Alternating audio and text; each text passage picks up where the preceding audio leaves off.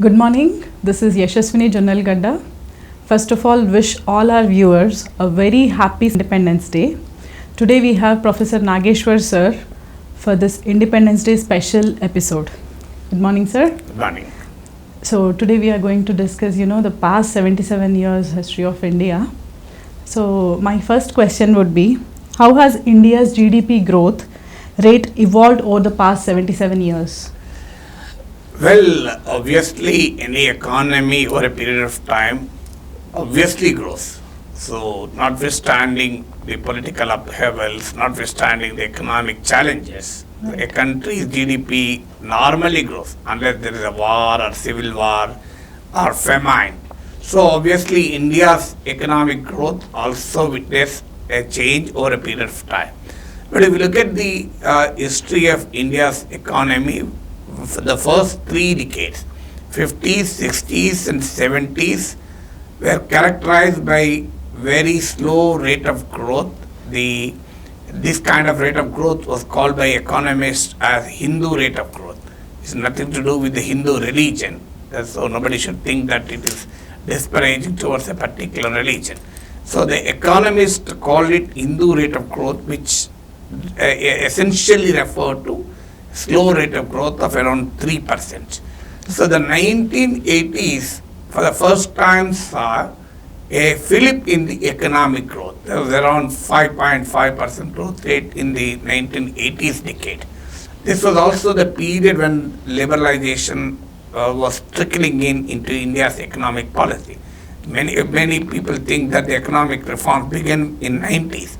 It is true that the economic reforms began in 90s, but the foundation for the economic liberalization were laid in 80s in the form of liberalization in the electronic sector, etc.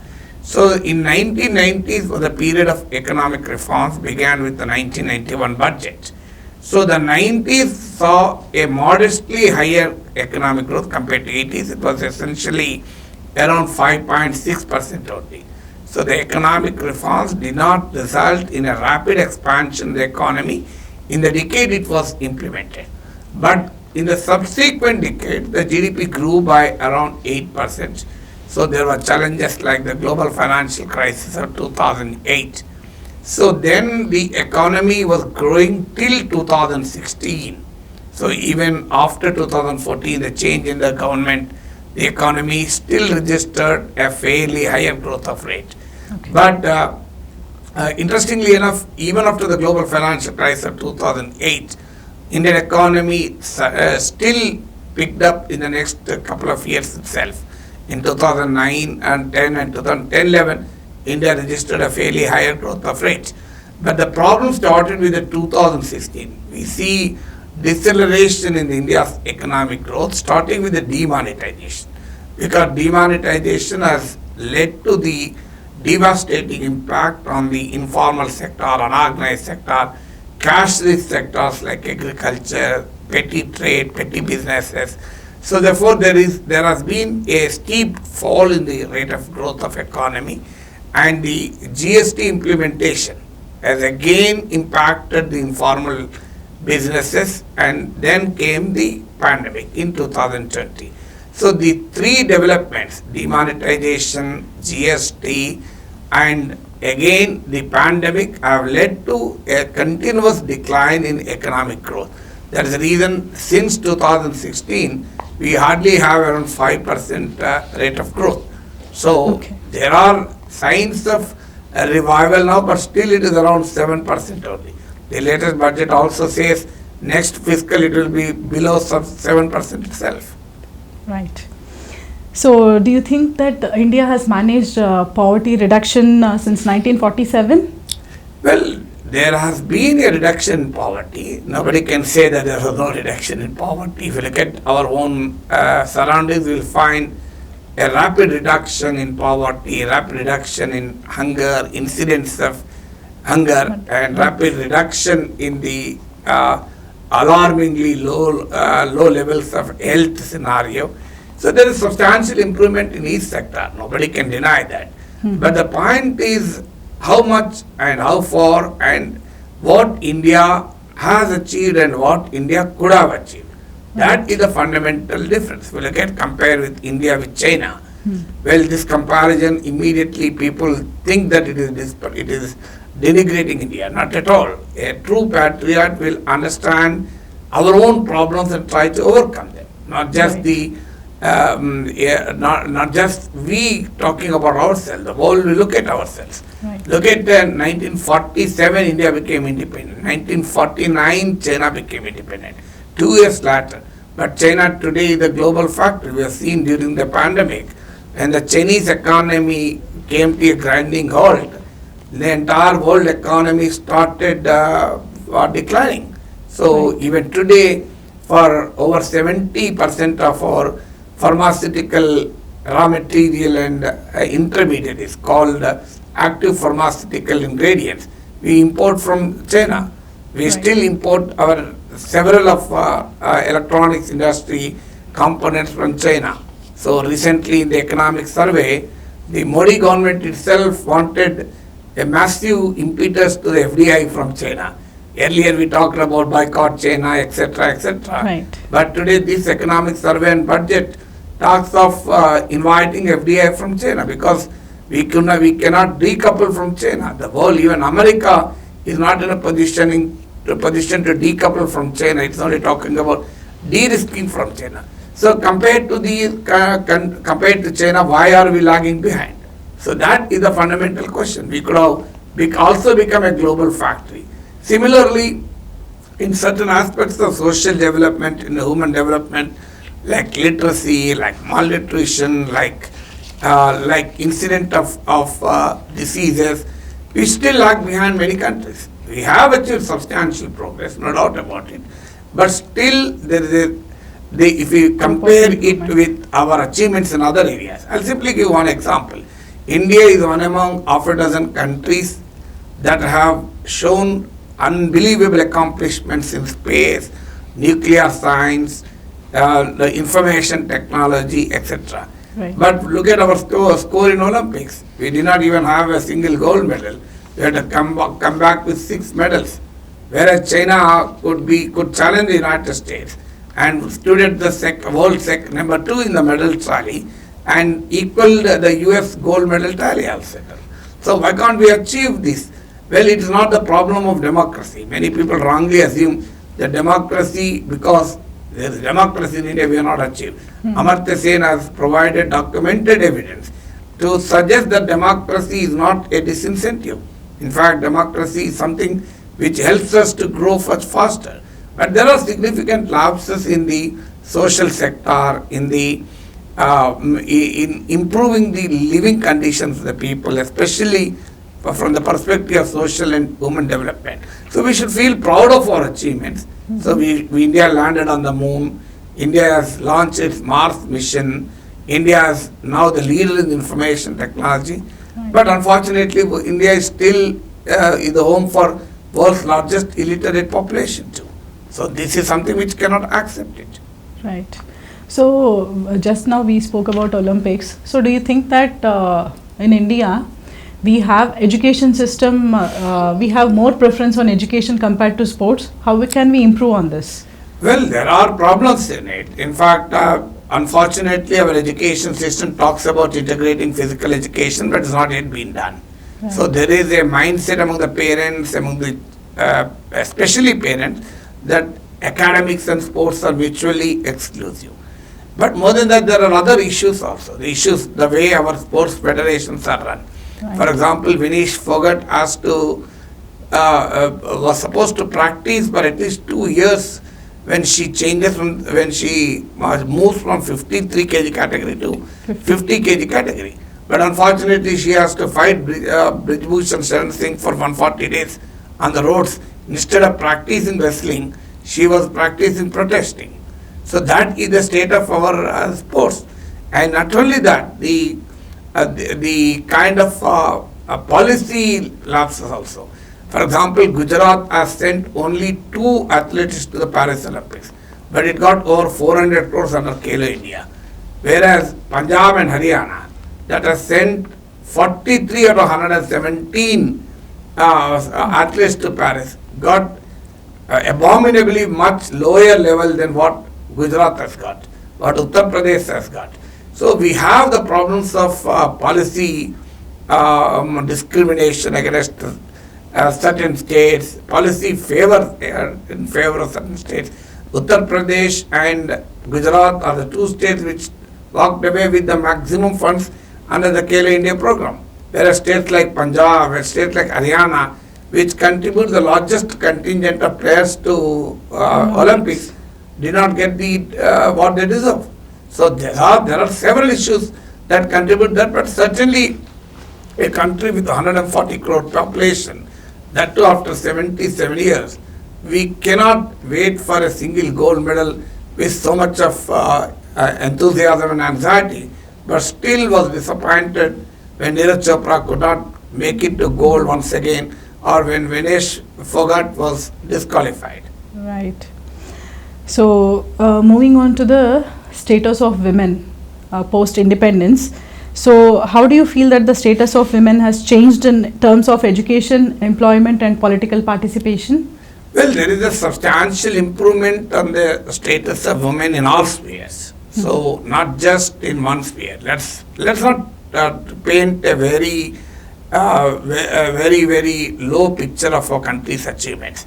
India has made stupendous success in many spheres of life. So there's no doubt about it. But even in the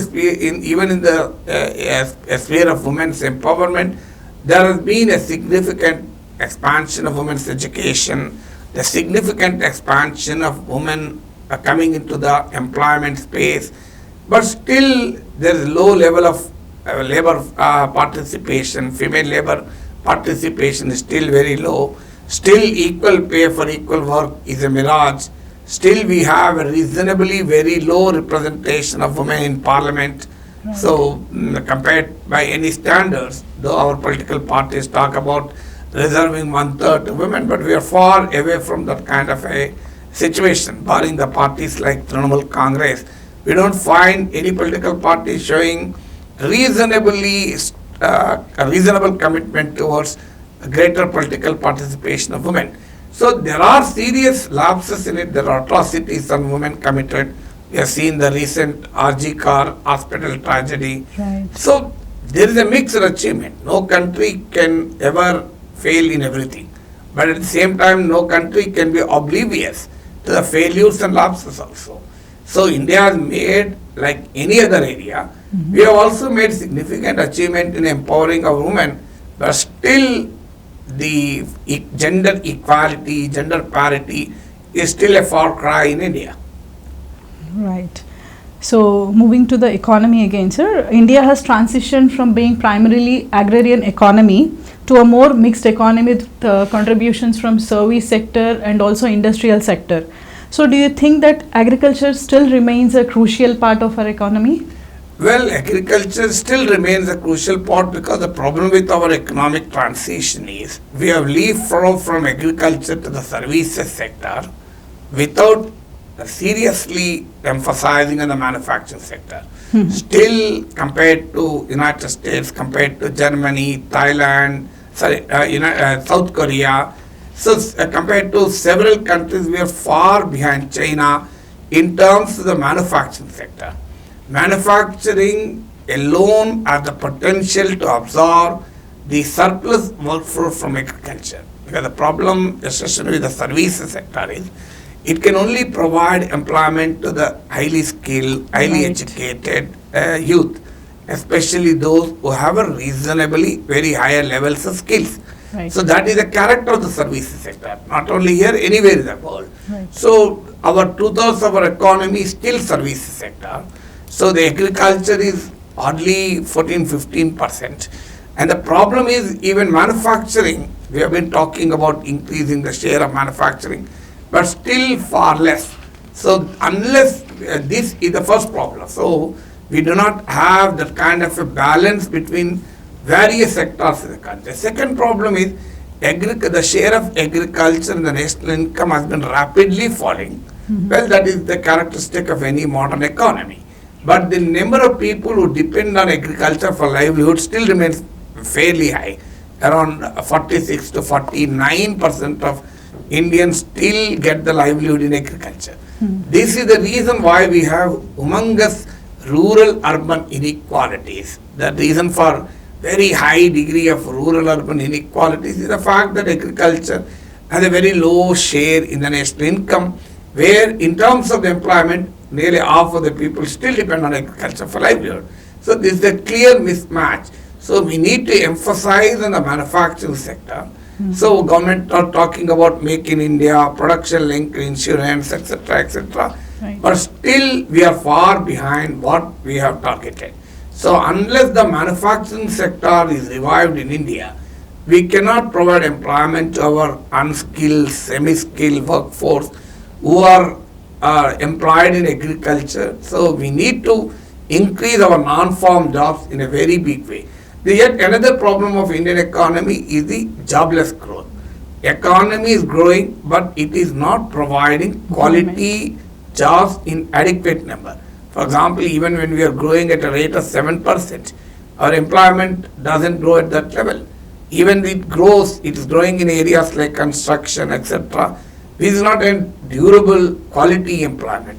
So we need to create a stable, durable, quality employment that provides higher incomes for the people. So unless we put money in the hands of the people by providing reasonably good jobs, Indian economy will not come out of this cycle where you grow for some period, then you decline, again you grow for some period, you decline. So we have to break this vicious circle and move into the virtuous cycle. That can only happen when you provide reasonably good quality jobs to our Indian youth, because we enjoy the demographic dividend. We have a very large working age population. So if you can provide them health, education, skill, employment, nutrition, well, India can achieve really wonders. With our workforce, with our human resources, we could actually conquer the world. Look at how India is dominating the Silicon Valley. Right. Today, India is leading the corporate America today. True. So that is possible because of our human resources.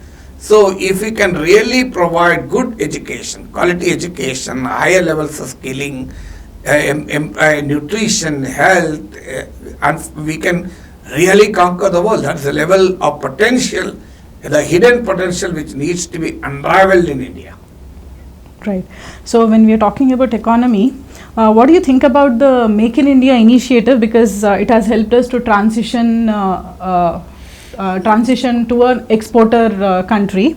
So how do you perceive this shift, and what are its implications for India's economy and global trade position? Well, Make in India is a good initiative. There's no doubt about it. But the point is, what did we achieve? How much did the share of manufacturing in the national income expand? Still not much. The government economic survey itself gives the figures that. So we talked about Make in India, we talked about boycotting China, now we are talking about inviting FDI from China. Well, of course, the Chinese investors producing in India and exporting we are not talking about, because China has a firm hold in the supply chains. The problem is export are lagging today. So export do not depend on us only. Exports depend on the global economy. Whenever India has achieved 8% growth, it is essentially because there is a significant export growth. But exports, we are not diversified. And even these incentives, what's happening is, for example, Apple has come to India. Right. What did Apple do? Apple did not produce the key components in India.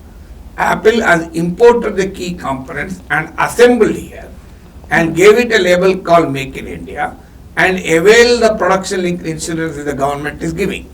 So, in fact, it has been well documented by people like Raghuram Rajan to substantiate the point that the kind of value addition which Apple has made in India is not more than the concession which the government of India has given to it. So, this is not the Make in India.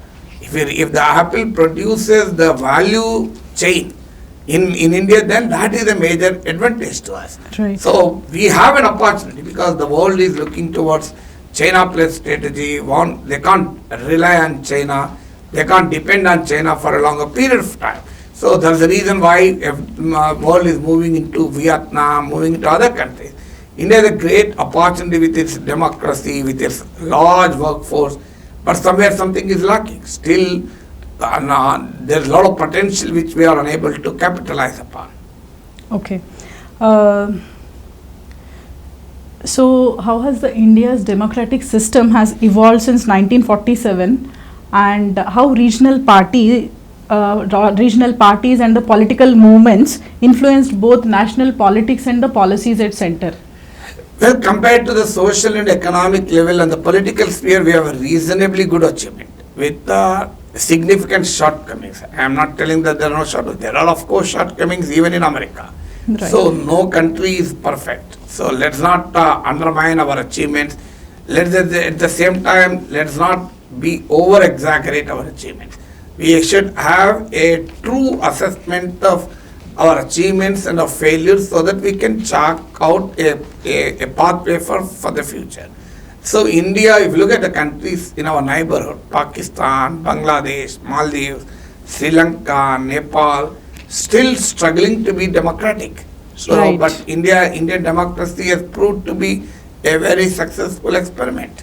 When India became independent, there were speculations by the Western political commentators that Indian constitution will not function for a long time. But in fact, the average life expectancy of constitution in the world is around 17 years. But our constitution remained robust for nearly 8 decades. That itself is a great achievement. Right. So we have a multi-party political system, we have a periodic elections, we have peaceful transfer of power, military under civilian control, reasonably independent media, reasonably independent judiciary. So we have these strong constitutional officers, civil society. These are all good features of Indian democracy. But still the concern is there are attempts to encroach upon the constitutional bodies. There's an undermining of parliamentary institutions. There's a misuse of central agencies. The credibility and legitimacy of Election Commission of India is under question. The independence of Reserve Bank of India is being throttled upon. So these are all challenges. But at the same time, India has made a wonderful progress in ensuring that the democracy survives in our country. So we have seen many countries in Asia, Africa, Latin America sliding into dictatorship, sliding into anarchy, sliding into functional anarchy. But India did not happen. Right. So there are significant shortcomings, but a reasonably greater success in our political sphere. So similarly, in the economic sphere also, we are reasonably greater success. That's what I told you. We have nuclear reactors, we have our own satellites, we have our own rockets getting into the deeper space. We have made wonders in the information technology. Right. All that is a great achievement. There is no dispute about it. We have made remarkable progress in defense, like Tejas, like missiles, like missile. Right. These are not ordinary achievements. Even some of the European so-called developed nations cannot even dream of making such achievements. Right. But at the same time, we have rampant poverty, underdevelopment, very low levels of skills. Still, a large section of Indians do not have the reasonably employable skills. Nearly more than 50% of our graduates are unemployable now. They don't have employable skills. So these are all challenges. There are challenges. The journey is not, we cannot underestimate our progress, but at the same time we cannot be oblivious to our failures.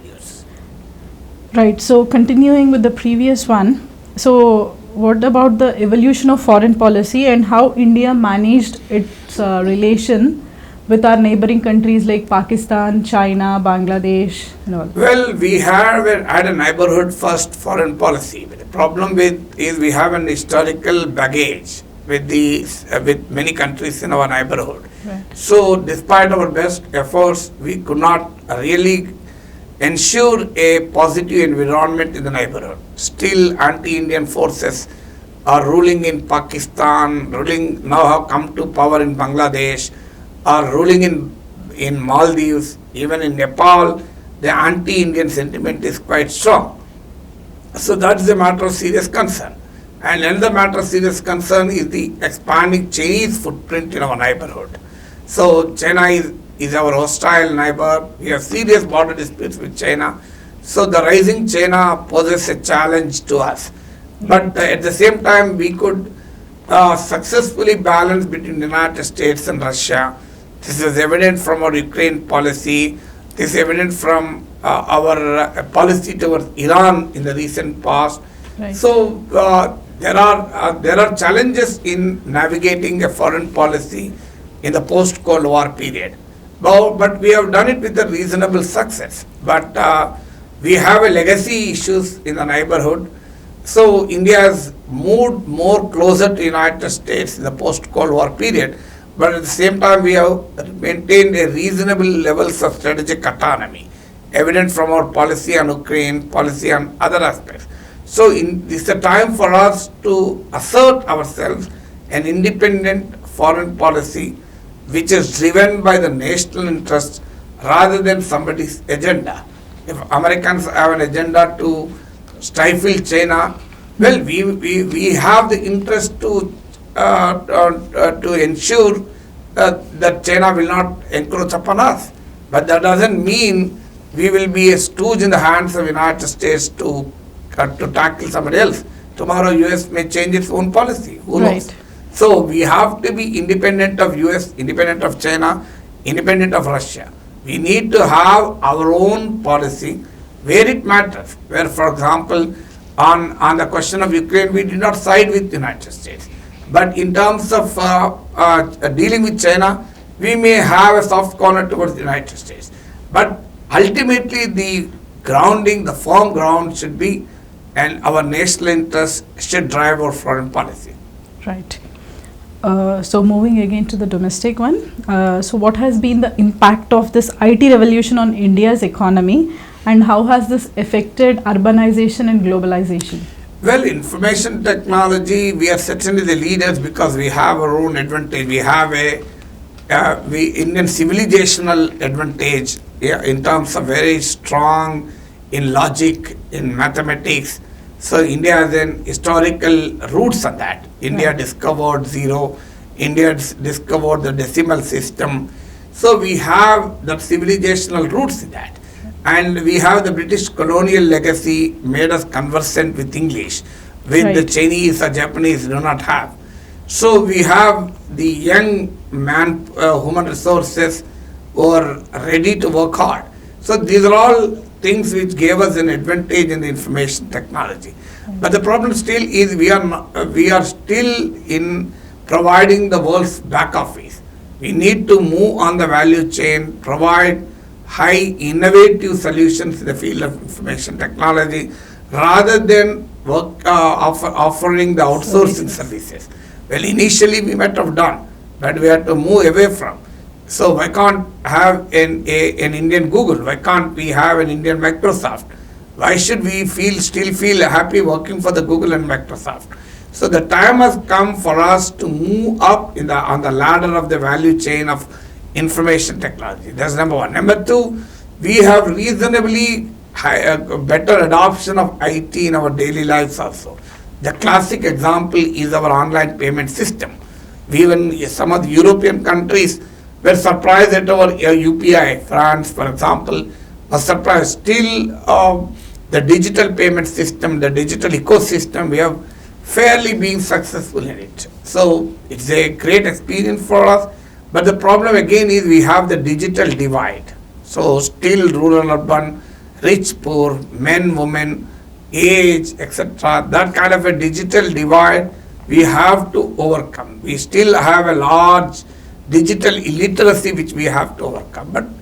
And the most significant thing is we have to provide higher levels of innovation in the information technology to retain our edge at lead in the world of IT.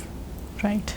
So, sir, do you think India has addressed the issues related to caste, religion and regionalism? Not at all. That's a major social fault lines. Unfortunately, the politics perpetuate it. The competitive democratic politics breed on caste and other parochial sentiments.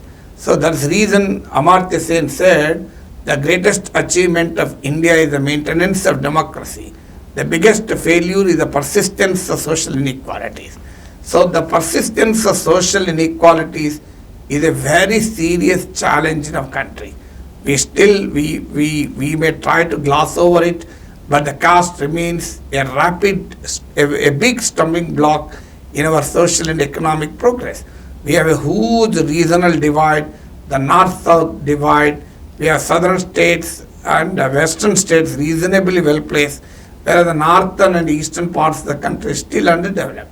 So we have the caste region. The biggest challenge is the communal forces. Wherever the communal challenge the country faces, then the country gets into much more difficulty. We have seen across the world why Pakistan is boiling every day. Right. So a country, the economic development of the country is reasonably dependent on the social ethos of the country. So we need to build a robust, secular, democratic India to achieve higher levels of economic growth. So India is a diverse nation. So India, the plurality and diversity have to be preserved. Look at a country like Bangladesh, what kind of problem it is facing, essentially because the plurality and diversity of these countries have been rudely shaken by the fundamentalist forces. Right. So wherever the United States, despite such a great scientific, technological and economic progress, is unable to come out of the racial divide.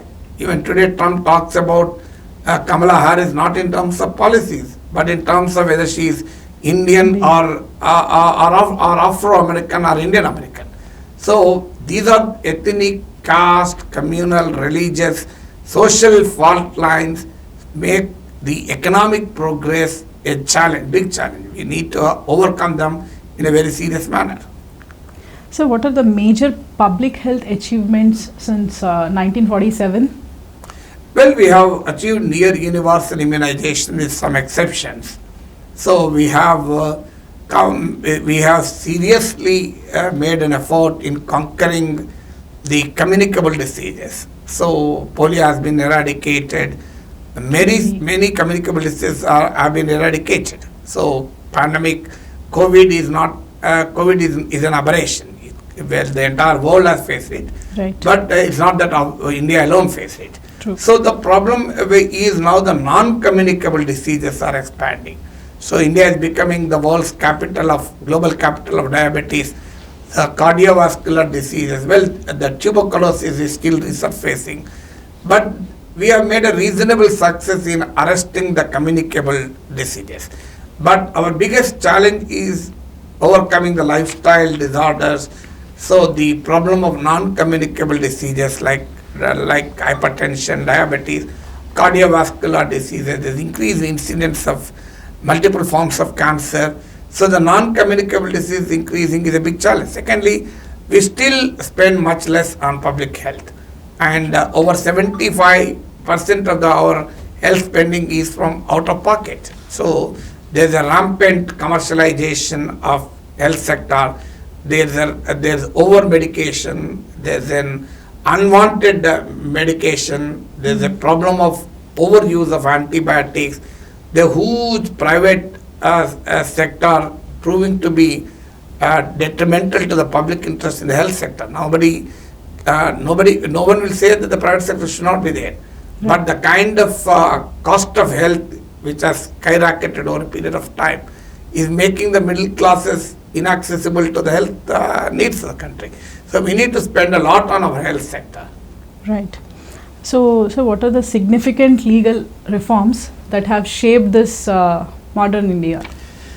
Well, the rule of law is a very significant achievement. So we have seen how a huge procession could remove the Prime Minister of a country in Bangladesh. Right. Well, that cannot be imagined in our country. We see such processions every day. We had a farmer protest near the capital for more than a year. Nothing happened. So the institutions are not so vulnerable in our country. So we have a strong rule of law. That is a major thing. We should feel proud of it. Well, but the problem is we have a delayed justice, so we have a huge backlog of cases at all levels. So the right to speedy justice is still a casualty. Supreme Court in recent Manish Sisodia case talked about the right to speedy justice. So the justice has become too costly in our country. Right. There's a fear of going to courts also. There is a misuse of police powers. So even today, several archaic laws are implemented. Even Supreme Court has talked about the IT Act. So the even after striking down a section of the IT Act, still police file cases under that. Supreme Court itself was surprised. So there is a corruption at every level of criminal justice system. So there is a politicization of criminal justice system. So there is a huge problem of drug menace happening. So, but still we are far better in some areas like the use of guns, the gun culture in the United States. We don't have that kind of a gun culture here. So there is a criminalization of politics. So there are challenges, but we have a robust institutional framework. We have a very strong constitutional morale ruling this country. Right. So, what are India's contributions to global climate change efforts? Well, India is a developing nation, so you cannot compare with United States or Europe, Right. because they have already produced enough carbon on the earth. Right. So we have to balance between our development and our environmental goals. So there is a move towards non-conventional sources of energy. There is a huge emphasis on the solar energy. But given the fact that, given the stage of India's economic transition, there is still very high relevance on fossil fuels. So there is a move towards electric mobility. But the fact that we are transitioning from a particular stage of economic development to the another stage, there's still heavy reliance on fossil fuels. There is still large-scale environmental degradation. The Wayanad tragedy shows how we could not balance between development and environment. Right. But the global warming, the richer nations should take a major blame for that. So we are in the process of balancing between our economic imperatives and environmental commitments. Okay. So, how do you look at Viksit Bharat by 2047 mission? Well, nothing wrong in having an ambition. No country will progress, no individual will progress without having their targets. Right. So we need to achieve Viksit Bharat, but Viksit Bharat cannot accept the medieval ideas of caste, communal, ethnic passions, or hatred, hate mongering. So the Viksit Bharat cannot accept the rampant illiteracy. Viksit Bharat cannot accept low levels of skills. Viksit Bharat cannot accept a doctor killed in our own hospital. True. So Viksit Bharat cannot accept citizens beaten to death in police stations. Viksit Bharat cannot accept atrocities on our Dalits. So Viksit Bharat cannot allow inhuman attacks on women. So Viksit Bharat is a wonderful goal, wonderful objective. So Viksit Bharat cannot criminalize dissent. Viksit Bharat cannot criminalize the political opposition. Viksit Bharat cannot undermine independence of the institutions. True. So the Viksit Bharat is a wonderful ambition. So it has to be backed up by robust action. Right. So, how has the Indian film industry has influenced the global culture? Well, I'm not good at films, but certainly the RRR achieving Oscar award has made Indian film industry proud. But we are one of the largest film producing nations in the world. So our entertainment in media and entertainment industry provides employment to the very large segment of the population. So that the recent past has seen film industry in Indian language is expanding. So it's no longer the Bollywood dictated, Bollywood dominated scenario. So the Telugu industry, film industry, Malayalam, Kannada, Tamil could become pan-India film industry today. Right. But still there is a, as recently Pawan Kalyan pointed out, well, he might have been referring to somebody else, I don't know that. But he was telling earlier, those who protected forest were heroes. Right. Today, those who are robbing forest have become heroes. So this kind of a cultural change has occurred. So the film industry, well, may say that we are commercial, we need not have a social commitment, but media is a public institution. Right. You have to balance between public interest and what interests public.